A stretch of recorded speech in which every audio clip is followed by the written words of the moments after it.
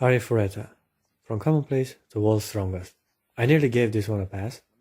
I checked the first episode out as it was airing this summer, but I wasn't really that impressed with the premise or any of the katas. But that will change once I saw there's a bunny girl with big bouncy boobs to still make an appearance.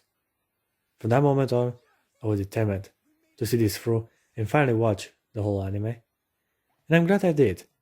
This is a decent addition for the harem genre, with some pretty badass fighting sequences and a cool main character.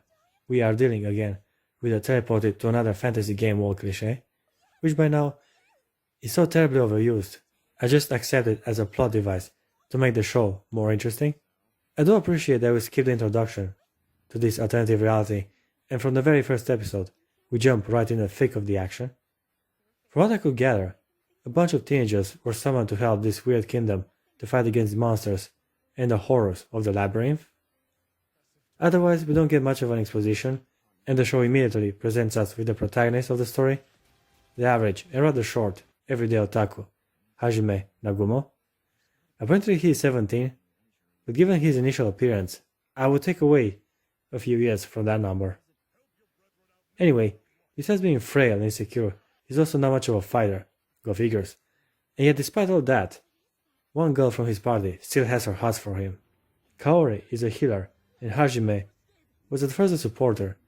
I guess they were meant to be together. Yes, we were in a dark place and you wouldn't say anything when I called to you. Nevertheless, our party of adventurers encounter some tough opponents on a low level, and they are forced to abandon the expedition. As they were organizing a retreat, a few men got pinned down, and the main kata jumps to the front line to buy some time. I guess he was brave from the beginning. Sadly, as he was running towards the safety of his party, one of his classmates betrays him and makes the ground collapse right under him. Here's where the journey of initiation begins for the protagonist. Hajime wakes up abandoned and all alone on an even lower floor, with no backup or defensive equipment. Just on his own, surrounded by high-level monsters. Yeah, this ain't gonna end good for him. As he was trying to find a way out, he encounters all kinds of scary and dangerous creatures, from weird-looking wolves to flesh-eating bunnies. These lower levels are filled with monsters, just waiting for easy prey. Now before I go any further, I would like to also at least mention the obvious similarities in concept and atmosphere of this anime to yet another successful entry of the last year fall anime season, The Goblin Slayer. Think about it. From helpless naive adventurers surrounded by demonic creatures, to the gore and messed up things happening in the dark, Arifureta clearly took some inspiration from our famous Goblin Slayer. I am Goblin Slayer. Hajime even ends up with a blonde, lolly sorcerer, which is yet another ripoff. Anyway, let's go through this step by step. The main character has the misfortune of running into a giant, flesh-eating bear, or at least that's what it looks like.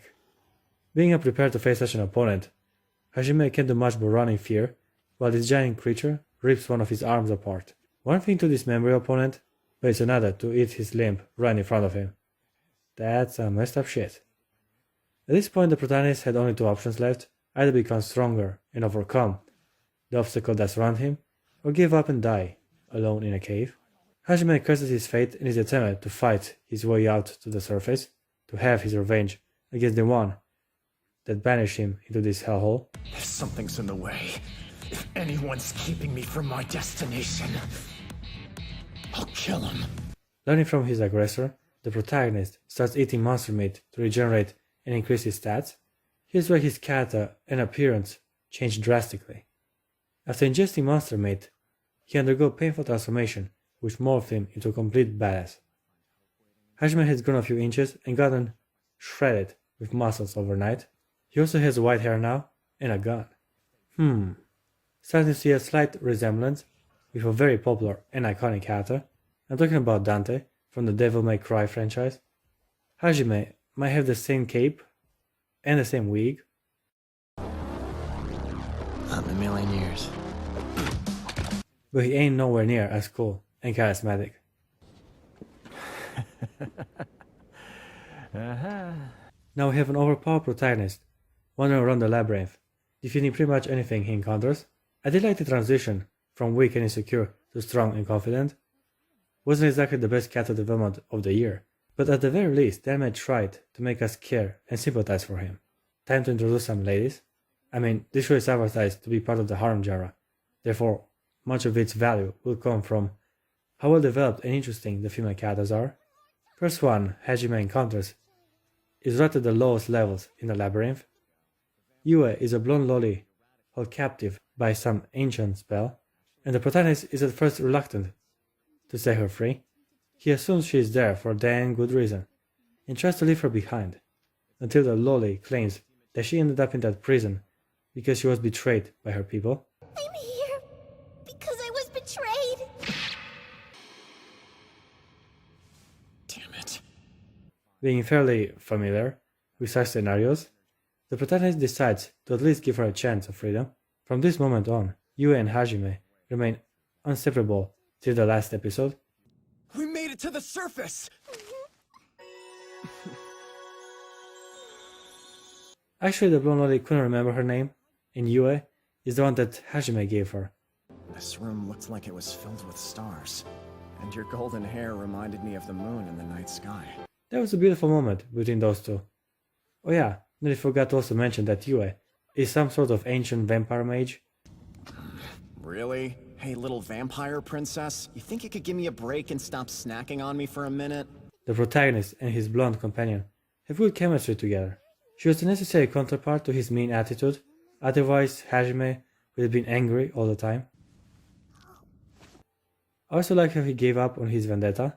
All that he cares about right now is to get back to the surface alive, alongside his newfound girlfriend, of course. He shows he's at peace with himself, and would rather not waste time and resources on a pointless quest for revenge.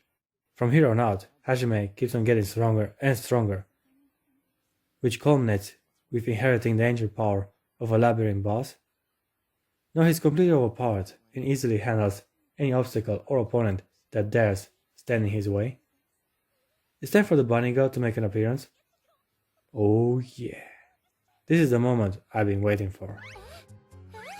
Or more or less the reason I watched this anime to begin with. The bouncy bunny girl.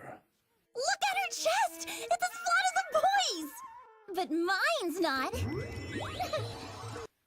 When it comes to her appearance, she resembles Aqua from Konosuba. Her tits are definitely bigger though. Way bigger. Plump and bouncy. Otherwise, her personality kinda sucks. She's annoying, and even the main character ignores her delicious body because of it. And you're being awfully rough with me! Treat me like the delicate young lady I am, please! To be fair, boobs aside, there are other things that I appreciate about her. I like her hips, and the way she shakes that ass. At least she's out there instead of in here. But up, and it's rabbit time! I know I keep on making comparison between this title and other properties, but I gotta mention one more before I can move on. Now that the main character is surrounded by two lolis, one busty with huge jugs and cheerful, while the other is petite, flat-chested, and silent. This looks a lot like How Not to Summon the Demon Lord. The dynamic between characters is rather similar, not to mention the upfront rivalry between the girls. Seiya seems to have the drop on Yue, as she manages to steal a kiss from Hajime right in front of her. And the harem officially begins. After that, I'll ask Hajime to take my virginity! After being hired for a quest by the guildmaster of all people, Hajime and his two lovely companions end up in a tense fight against a dragon. The main character prevails in the end, go figures, and sticks a huge piece of metal into the dragon's butt. Wait, what? Well, apparently, that is their weak spot. So yeah, the only way to kill a dragon is through his ass. Now, this whole thing leads to an unexpected reveal though. It turns out the dragon is a female. And not only that, but it can take human form as well. Gotta say, the butt stuff makes a lot more sense now. The dragon lady enjoys to be mistreated by the protagonist and immediately joins the party. Oh, such sweet torment! I never knew neglect could harass me like this! Jesus! Alright, what's next? We have quite a variety of fetishes already. What can we add? Oh yeah, let's get a daughter fetish. can have an anime in recent years without one of the girls to call the main character father. Now can we? I know you're getting these kind of paternal vibes from me right now, but I'm more like older brother material. I'm not some old man! Hashime seems to enjoy parenting and takes his jobs rather seriously, being overly protective of his supposed daughter. Now before I come to a close, I gotta talk about the ending. I thought it was a decent resolution to the story so far. Again, I like how the main character ain't wasting his time in pursuit of revenge. He simply ignores the one that did him wrong and moves forward with his life as a true hero should. You're not planning to get in his way again, are you? I give Arifureta a 7 out of 10. It's a worthy addition to the harem genre. By the way, I've been meaning to ask you about this pop-up business.